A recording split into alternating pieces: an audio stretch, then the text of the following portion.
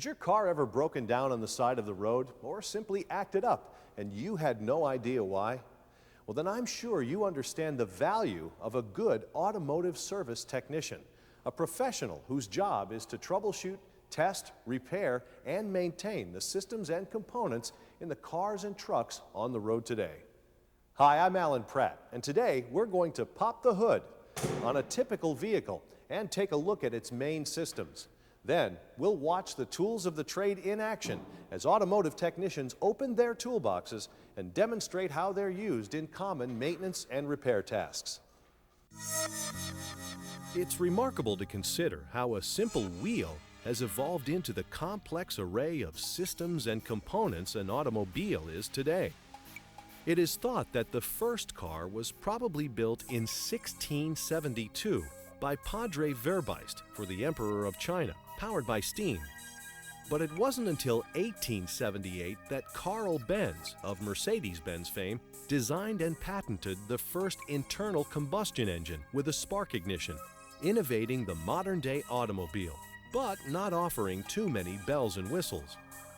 Since the 1920s, innovations have been in high gear with a staggering number of developments in automotive technology. Automakers have continually improved designs and created new features for the safety and comfort of both drivers and passengers. Reflecting this trend, the field of automotive repair and maintenance has also evolved. In 1899, the American Motor Company opened its first garage for mechanics to make repairs.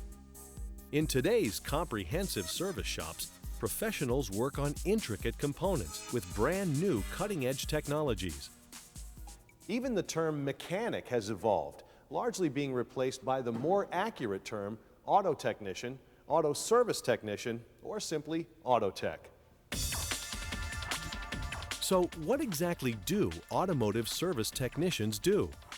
Well, in a nutshell, they work with their hands and use problem-solving and reasoning skills to diagnose problems, test and repair systems and components, and perform scheduled inspection and maintenance according to standards and guidelines. They work on automobiles and light trucks that run on gasoline or diesel, or on hybrids that run on alternative non-petroleum-based fuels such as ethanol or electricity.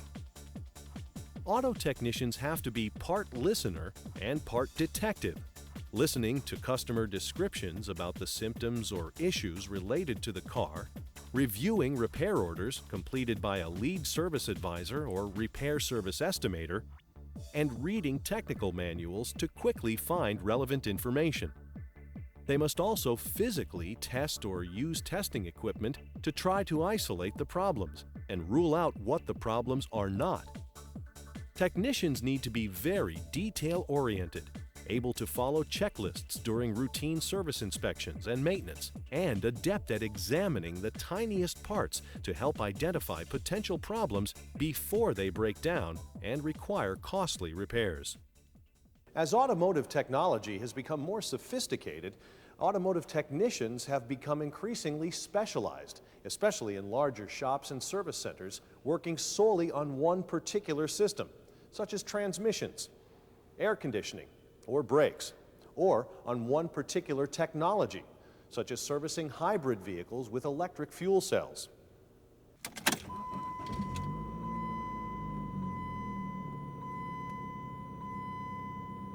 In general, all working vehicles will get you from point A to point B, but the underlying technology that makes it happen can vary greatly. So with that in mind, let's take a look at both a gas-powered vehicle and a hybrid gas-electric powered vehicle to give you a better understanding of what you could be working on as an auto tech. A typical gas-powered vehicle has these main systems. Let's see how they work together. The aptly named powertrain links together a train of components to send power from one end of the vehicle to the other. Its internal combustion engine, also known as an ICE, is anything but cold. It literally means an engine with fire inside, creating power by burning a mixture of fuel and air. A spark engine uses an ignition system to start the fire in gasoline, propane, or natural gas as the fuel in the mixture. Diesel-powered cars, in contrast, use a compression engine where heat and pressure ignite the mixture of air and diesel fuel. The engine is the driving force behind the other systems. It supplies hot water for the heating system, force for the braking system, and torque for rotating the crankshaft, which in turn propels drive belts that operate various components. Linking the crankshaft to the camshaft is a timing belt that watchdogs and regulates the timing of pistons and valves to keep the engine running at peak performance. The heart and lungs of the vehicle is the fuel system, which supplies fuel to the engine whenever it is needed. The electrical system does more than just control the lights. It also cranks the engine and provides the initial spark to fire the cylinders that allow your car to move. Without electricity and the car's three main circuits, the starting circuit, the ignition circuit, and the charging circuit, you're going nowhere. The battery stores the electricity to start the car and supplies electricity through thousands of wires to accessories such as headlights and windshield wipers. Fuses protect the wiring, so if too much voltage is sent to the radio, the fuse will blow instead of the costly radio component. To keep the engine from overheating, the vehicle relies on the cooling system. Make sure you don't confuse this system with the air conditioning system, which is used to cool circulated air in the vehicle. In the cooling system, a thermostat controls the water pump's circulation of coolant through the engine to help it remove heat. The heated coolant is then cooled back down by a fan in the system's main radiator. The radiator cap keeps the radiator sealed and the coolant pressurized, so never remove the cap when the engine is hot, as you can get severely burned or injured by a flying cap. Now, what goes in must come out. The exhaust system acts like the exhaust fan above a kitchen stove, releasing burned gas vapors from the fuel-air mixture through the exhaust pipes and tailpipe, and controlling the noise generated during the process via the muffler. Putting our gas-powered vehicle in motion now, the driver uses the gear shift, either manual or automatic, to tell the transmission which direction and at what speed to travel. The gear shift communicates this information through the drive shaft in rear-wheel drive vehicles or the final drive in front-wheel drive vehicles through gears to the appropriate wheels. To make the car travel in a specific direction, the driver turns the steering wheel, which then communicates the desired direction via the steering linkage to the wheels. And for a smooth ride, the car's suspension system not only softens the bumps over uneven terrain with shocks, struts, and springs, but also supports and stabilizes the vehicle, so weight is distributed equally on each tire, and braking is made more efficient. Speaking of the brakes, to stop the vehicle, the driver pushes on the brake pedal. This communicates to the master cylinder to stop the car, which in turn sends brake fluid into the brake lines to either drum or disc brakes, depending on the type of vehicle. But what if you have a hybrid vehicle? Well, let's take a closer look to see how it compares to a gas-powered vehicle. There are 7 key components in any gas-electric hybrid vehicle. Some of these components are similar to what you would find in any car or light truck, but it's the way that they all work together in a hybrid to create a unique propulsion system that sets them apart. The biggest difference between an engine in a gas-powered car and an engine in a gas-electric hybrid is its size. The hybrid's engine can be significantly smaller because it's not the only source of power. As with traditional gas-powered vehicles, the gas engine gets its energy from gasoline stored in the fuel tank. Most of today's hybrids use either gasoline or diesel to fuel the hybrid power units. The electric motor is the workhorse in any hybrid vehicle. It's a complex component that acts both as a motor and a generator. Since the battery actually helps to power a hybrid vehicle, it is much larger and holds more energy than batteries used in conventional cars and trucks. Regardless of which configuration is used, all hybrid vehicles rely heavily on a complex computer system. The computer system in a hybrid vehicle coordinates many different automotive systems. One of the most complex coordination tasks occurs during regenerative braking. In a hybrid, the braking function is shared between the standard brake system and the hybrid's braking recovery system that sends electrical energy to the rechargeable batteries. During braking and even coasting, the electric motor switches to generate instead of consume electricity. By applying resistance to the drivetrain, the electric motor causes the wheels to slow down.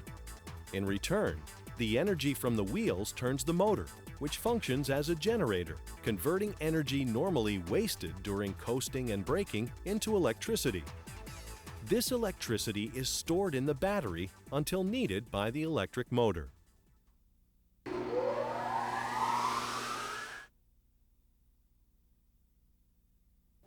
Regardless of which types of cars automotive technicians are working on, it's not unusual for them to get greasy and dirty or to experience minor cuts, scrapes, and burns. However, to avoid serious injuries, auto technicians need to follow strict safety practices, both in general and from the manufacturer. Let's take a minute now to talk about some of the most important ones. In general, service technicians must wear the proper attire for the job. Heavy work boots, a work shirt that isn't loose, proper eye protection such as safety goggles meeting OSHA requirements, and gloves. Long hair should be tied back to keep from getting caught in moving parts. Jewelry and watches should not be worn as they can get caught, cause a spark, or even melt. There are many potential hazards in and around auto repair shops, including spilled fluids, toxic materials, and other areas that can contain hazardous waste. Service shops usually have strict standards in place for occupational health and safety and environmental protection. All procedures must be followed for the proper handling, storage, and disposal of oil, fuel, chemicals, wastes, batteries, and tires. Work areas must be well ventilated to avoid breathing in carbon monoxide or toxic fumes. And all spills must be cleaned properly to avoid contamination of people as well as of soil and groundwater. And since oily rags can catch on fire and unidentifiable fluids or substances can contaminate or be toxic if mixed with other substances in and around the vehicle, don't take a chance. Grab a fresh, clean, lint-free rag for each new automotive task. Even when not working with hazardous materials, work areas must be clean and orderly to prevent accidents with tools put away when not in use. Be aware of other workers at all times to make sure they're not tripped when moving cords or air hoses. Dry chemical ABC type fire extinguishers should be easily accessible in case of an electrical fire stemming from an errant spark plug, faulty wiring, or ruptured fuel line. And when lighting a work area, use fluorescent drop lights with a protective cage so you don't touch and get burned by hot bulbs. Never hook them to anything that carries electricity. If extension cords are needed, make sure they're long enough to reach, well insulated, and Underwriter Laboratory or UL tested. Since we've talked about hybrids, let's touch on some general safety concerns related to three key areas for hybrids: the vehicle's high voltage wiring system, the battery pack, and the braking system.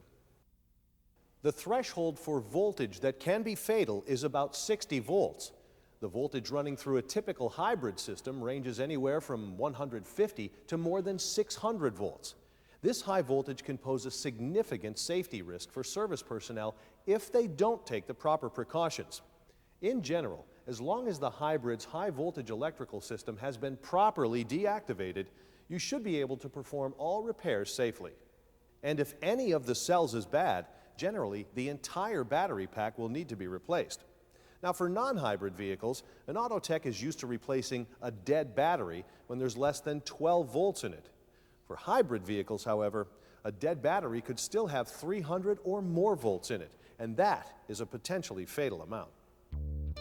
Ensure that you shut off the vehicle's high-voltage electrical system. Then put on high-voltage approved insulated gloves in excellent condition to handle the battery. Another safety issue for service professionals is what to do with these 200-pound battery packs once they're removed from the vehicle.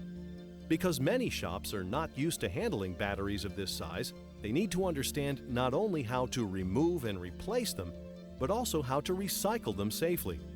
You see, hybrid batteries need to be treated as hazardous waste, just like any other car battery, and sent to a recycling plant for proper disposal. While the regenerative braking system in today's hybrids requires less ongoing maintenance than a conventional system, it also presents another safety issue for service professionals. But eventually, the brake pads will need to be replaced, and when they do, the process will involve some specialized equipment due to the electronic components in the braking system. Now, before you attempt to operate any specialized equipment, make sure you're trained how to use it safely and properly. In addition to the safety issues presented by the high voltage, the battery pack, and the braking system, there are some other general tips for anyone who plans to work with hybrid vehicles. First, be aware that you can't tell if a hybrid ignition is turned on by simply listening because the electric motor is silent. So be sure to power off the vehicle completely and remove the keys from the ignition before doing any work. Always read the manufacturer's manuals and safety warnings. They provide important information to keep you and your coworkers safe. Okay, now that we know how to work safely, let's open up our toolbox and do some automotive maintenance and repair tasks.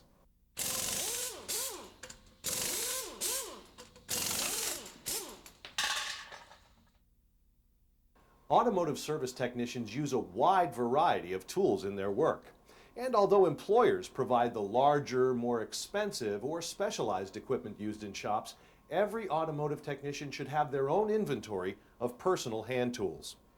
These tools cost thousands of dollars. It's really important to have your name or your initials engraved in them, and also keep them locked up every night. Be sure to clean your tools and put them in your box.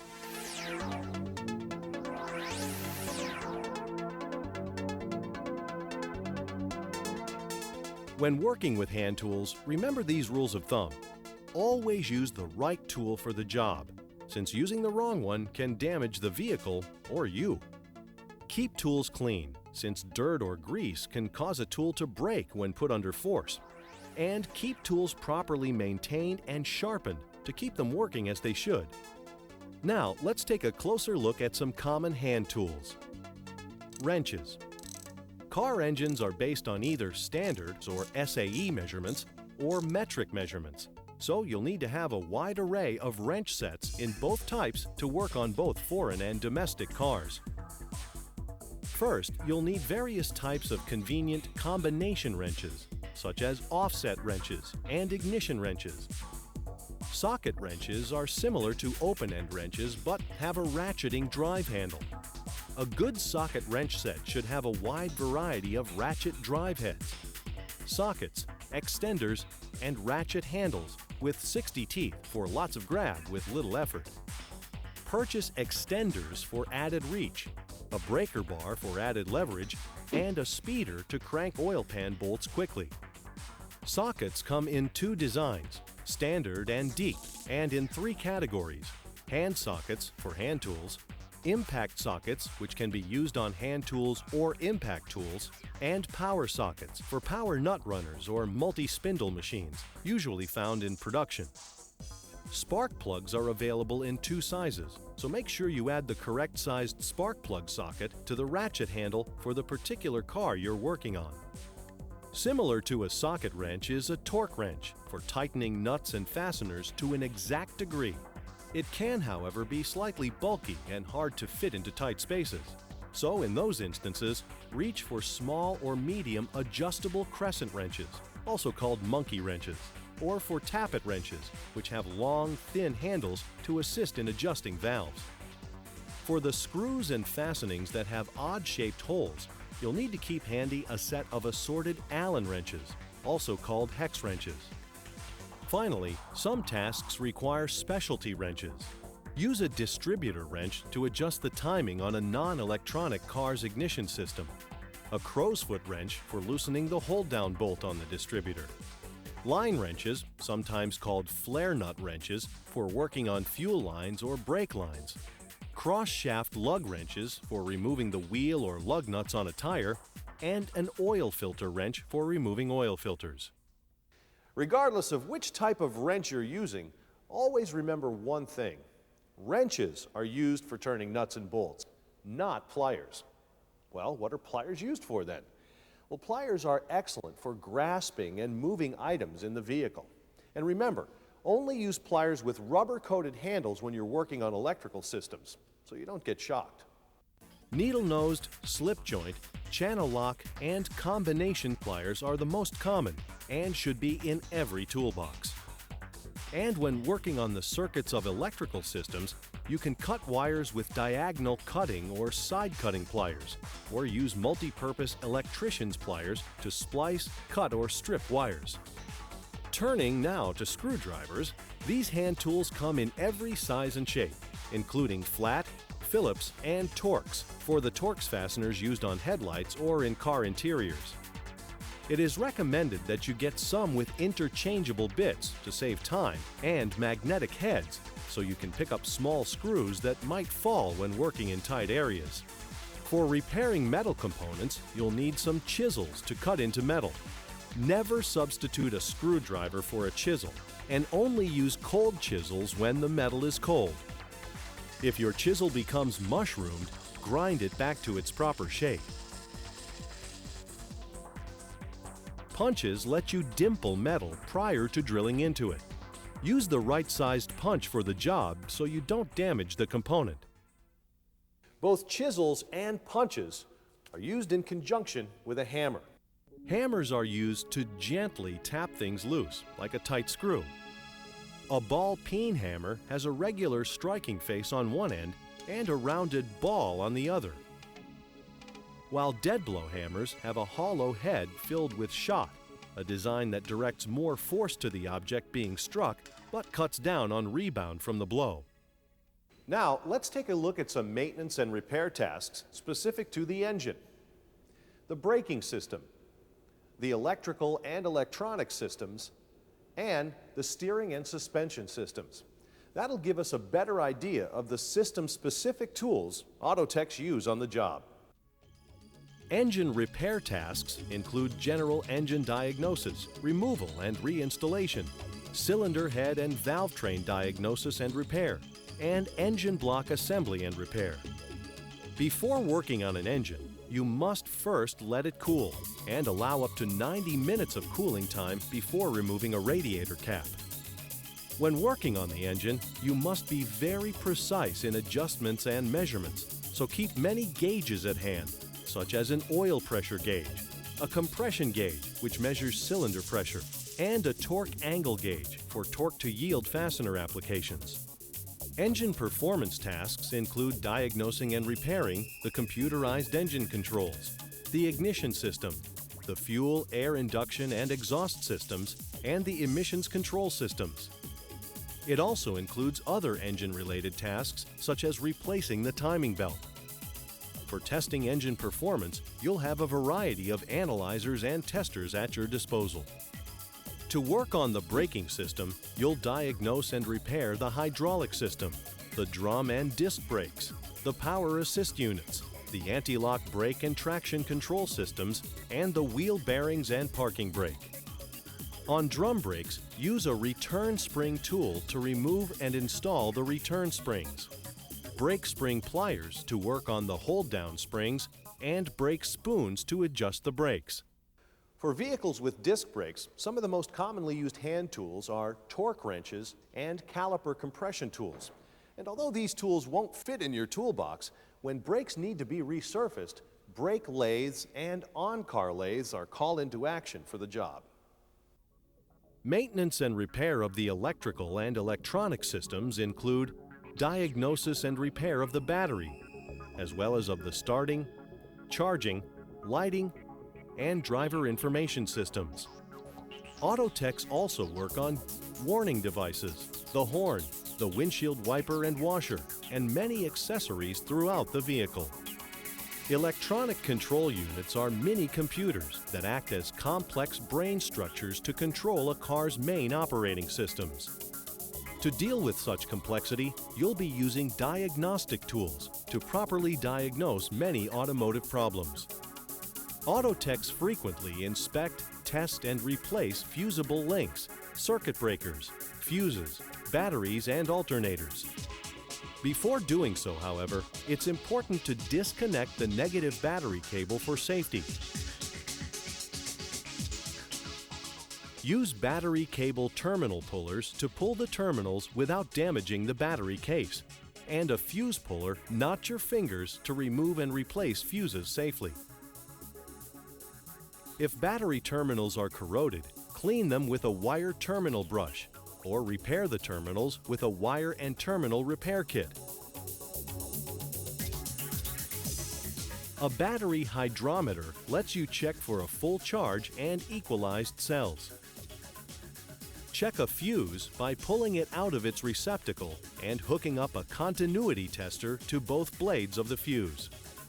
In cars with spark ignitions, spark plug electrodes must be a specific distance away from each other, called the gap, so that the spark can travel across it with a specific intensity to fire the ignition. Wire and taper feeler gauges measure this distance in a process called gapping, while flat feeler gauges allow you to measure and adjust valves and ignition contact points. Let's talk about two more systems, steering and suspension, which are directly related to each other. In addition to general diagnosis and repair of the steering system and the front and rear suspension systems, you'll also need to diagnose, adjust, and repair wheel alignment, and check and maintain wheels and tires. Many pullers are used on these systems, such as gear pullers for stuck crankshaft gears or steering wheels, and axle and hub pullers, like this slide hammer puller for pulling off rear axles on a rear-wheel drive vehicle. A wide array of specialty tools are also used for working on the joints, rods, struts, shocks, steering column, and wheels.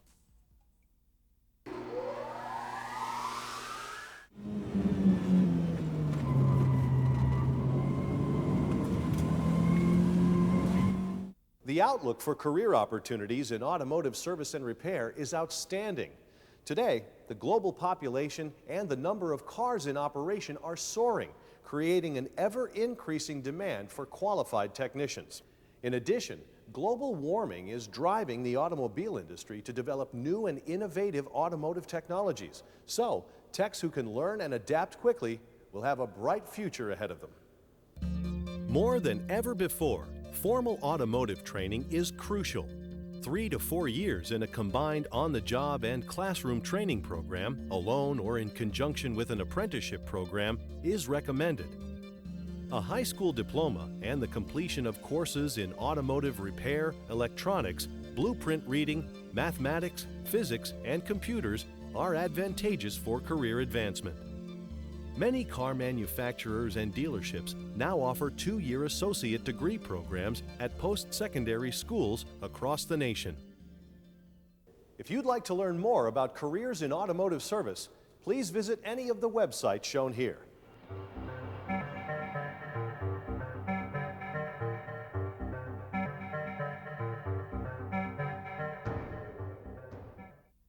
I'm Alan Pratt. Thanks for watching.